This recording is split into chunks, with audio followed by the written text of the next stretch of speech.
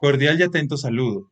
Bienvenidos a este objeto virtual de aprendizaje, donde abordaremos las alteraciones de las emociones, revisando la psicofisiología de la emoción.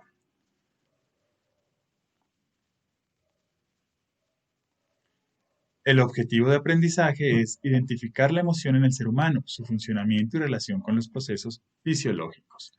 La competencia que utilizaremos o que se va a abordar es identificar las bases fisiológicas de los procesos psicológicos como emoción. Alteraciones de las emociones. Antes de hablar de las alteraciones de las emociones, debemos hablar de cómo evalúa el psicólogo las emociones de los seres humanos.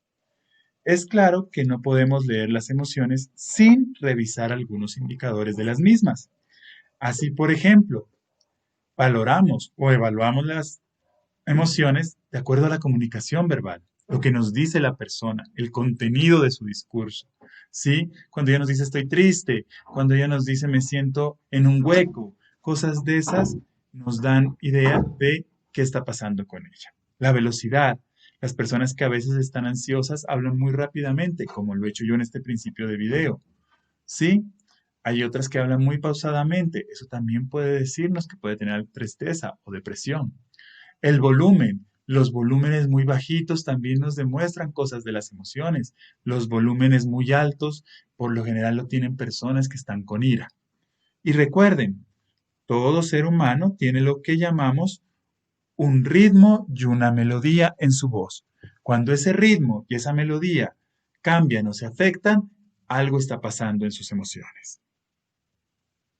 ¿Cómo se hace la evaluación? En términos ya no de la comunicación verbal, sino del lenguaje no verbal. Debemos estar muy pendientes de las expresiones faciales. Recuerden que muchas emociones tienen características muy claras en sus expresiones faciales. Las expresiones corporales, que una persona nos llegue cabizbaja o sucia, ya nos da demostraciones de que algún aspecto emocional no está funcionando tan bien. Y lógicamente la conducta explícita, la conducta observable. Cuando vemos que alguien golpea a otra persona, ya suponemos qué emoción tiene.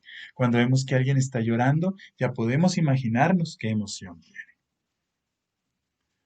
Ahora sí, no podemos hablar de emociones psicopatológicas, ¿sí? Podemos hablar de algunas alteraciones, pero para hablar de algunas alteraciones de esas emociones, debemos reconocer la clasificación de las emociones. Algunos autores han coincidido en clasificarlas como primarias y sociales. Otros, en cambio, las van a clasificar por grupos. En lo que es la semiología del psiquismo, vamos a verlos por grupos. Está el grupo de la tristeza, el grupo de la alegría, el grupo de la ansiedad, el grupo de la ira, el grupo de la insuficiencia y el grupo de varios. Vamos a acercarnos un poco. El primero es la tristeza. Lógicamente, dentro de la tristeza encontramos la tristeza, la distimia y la anedonia. Ojo, ¿por qué no está la depresión? Cuando hablamos de depresión, hablamos de tristeza vital profunda. La tristeza se caracteriza por algo que llamamos hiporexia, falta de apetito, la persona come muy poco. Alteraciones del sueño, la persona o duerme mucho o duerme muy poco. ¿Sí? Quietud, la persona permanece quieta, no se quiere mover, no es dinámica. Desinterés, por lo que ellos siempre han considerado sus logros, sus actividades. Incluso se habla de un desinterés en lo que es la libido, la energía sexual. En términos cognitivos, por lo general la tristeza se acompaña de lo que llamamos desesperanza, o sea que haga lo que hagamos, el futuro va a ser incierto y va a ser malo. Minusvalía, sentirse menos que los demás, una creencia bastante horrible. Y la culpa, lógicamente. Nuestra memoria también funciona un poco diferente cuando estamos tristes. Por lo general, hace que recordemos más lo desagradable, lo molesto, lo que no nos gusta, que otros aspectos que nos pueden agradar. La distimia es considerada un disgusto, es considerada un aburrimiento. Es más, su definición es un aburrimiento vital crónico. Las personas que permanecen aburridas, que no les interesa hacer charla, que no les interesa dialogar con otros. ¿Sí? Y que permanecen así. Algunos hablan de que este puede ser el mal que nos está afectando últimamente. La anedonia, que es la dificultad para disfrutar o sentir placer en situaciones agradables, interesantes. Como yo no me siento agradable en una fiesta, en una cena, prefiero estar solo y me muestro indiferente hacia eso, lo que hace que las personas se muestren indiferentes hacia uno. Está el grupo de la alegría. Algunos dirán, pero ¿cómo la alegría va a ser patológica si la alegría tiene una función social muy chévere, muy capaz, muy interesante? Pero ojo, también llevada al extremo puede causar algunos impactos malos. Sí, sabemos que la alegría está asociada con la vivencia de placer, de satisfacción. Cuando es muy exagerada se llama exaltación y se presenta algo que nosotros, o se suele presentar en algo que nosotros llamamos manía. ¿Qué sucede cuando la persona está en ese estado? El sueño se le afecta, por lo general se duerme poco. Las ideas que se tienen son sobrevaloradas. La persona lo que dice es lo que es la ley y lo que más le importa. Se muestran también agresivos cuando se les lleva la contraria y cuando es muy exagerado decimos que se llama júbilo. Ahora sí, la ansiedad. Aquí viene una discusión fuerte que se tiene en psicología. Si la ansiedad puede o no puede ser considerada una emoción. El asunto es que cada emoción tiene un objeto. Yo me siento alegre porque me pasó esto. Yo me siento triste porque perdí tal cosa. Yo tengo miedo a ese señor porque es muy agresivo, ¿sí? Mientras la ansiedad sabemos que es un peligro. La ansiedad se produce frente a un peligro, pero no es un peligro claro. Me voy a rajar este periodo en la universidad, pero no sabemos por qué, ¿sí? Entonces este peligro se muestra vago. La ansiedad es displacentera, nos hace sentir mal y lo primero que se suele afectar es nuestra atención, nuestra concentración, ¿sí? Esa capacidad para estar atentos a un evento, esa atención sostenida, ¿sí? Pero ojo, aquí también está el temor, que es una emoción normal y que tiene un objeto definido y claro, pero que cuando llega a extremos irracionales se transforma en lo que llamamos fobia, que puede ser fobia específica o puede ser fobia social. Eso depende mucho de lo que le tengamos miedo. Y viene lo que llamamos el pánico, un ataque de pánico. 10 minutos en los que el sujeto siente que el mundo se acabó, que va a morir, que se va a volver loco, su corazón palpita fuertemente, hay una respuesta fisiológica grande de sudoración y demás. Este sucede porque nuestro cerebro se dispara.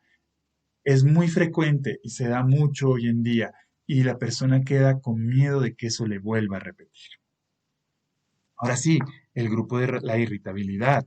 Obviamente la emoción dominante es la ira, ¿sí? Esa ira que sentimos cuando alguien interfiere o algo interfiere en nuestros objetivos. Se caracteriza por hiporexia, falta de apetito. La persona que está iracunda no siente hambre. El sueño se afecta, por lo general las personas no duermen cuando están con rabia. Y cognitivamente hay ideas y fantasías de atacar, de acabar con lo que nos causó esa ira. ¿Sí? Eso lo retroalimenta, lógicamente. Y también está la irritabilidad, ¿sí? Personas que se enojan fácilmente, ¿sí?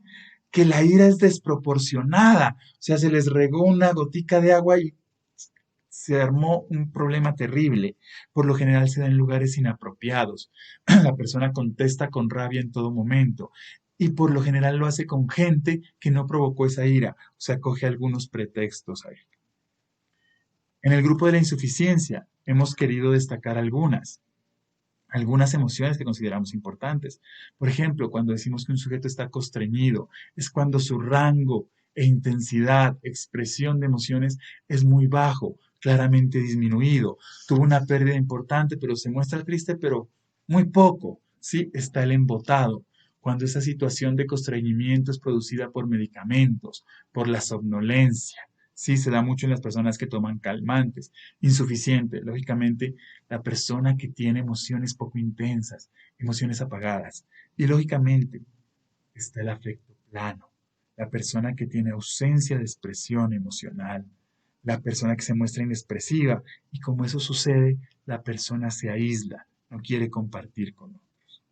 En el grupo de varios, vamos a destacar la labilidad emocional, las personas que varían rápidamente de emoción, que están riendo en algún momento y en el momento menos esperado empiezan a llorar.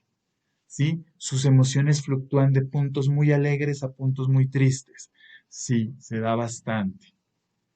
No hay que confundirlo con los trastornos bipolares. Está la ambivalencia, cuando la misma persona nos despierta dos emociones.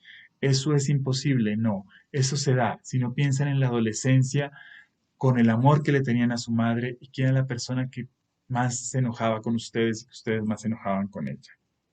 Y también está la lexitimia, que es la incapacidad de darse cuenta de las emociones propias.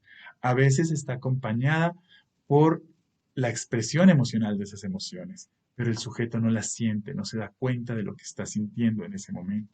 Incluso hay respuesta fisiológica, pero el sujeto no siente esa respuesta fisiológica. Como referencia tenemos a Fierro en Semiología del Psiquismo. Gracias.